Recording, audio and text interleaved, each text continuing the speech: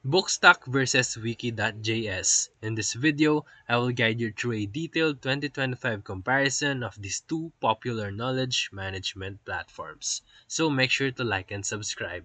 Let's begin by comparing their interface and usability.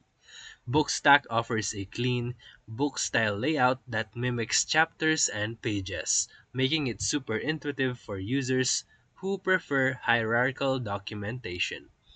Wiki.js, on the other hand, is highly modular and customizable, with a modern UI but a slightly steeper learning curve. Next is their setup and hosting. Bookstack is PHP based and works well with LAMP stocks, making it easy for self-hosting, while Wiki.js uses Node.js, and while it's more modern, it may require a bit more configuration, especially for non-developers. Next is their feature set. Wiki.js takes the lead in flexibility. It offers extensive authentication options, external integrations, and support for multiple editors like Markdown and WYSI/WYG. And Bookstack keeps things simpler, focusing on writing and organizing content, but it lacks advanced integration.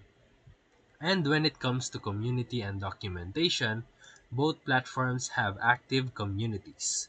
Bookstack's GitHub and forums are beginner friendly, and Wiki.js also has strong developer support, but it might be more technical in its ecosystem. So, for final verdict, if you want a straightforward, structured platform for internal documentation, you can go with Bookstack. But if you need a highly customizable and robust wiki with developed flexibility, wiki.js is for you. So if this video helped you, feel free to like and subscribe for more videos. Thank you for watching.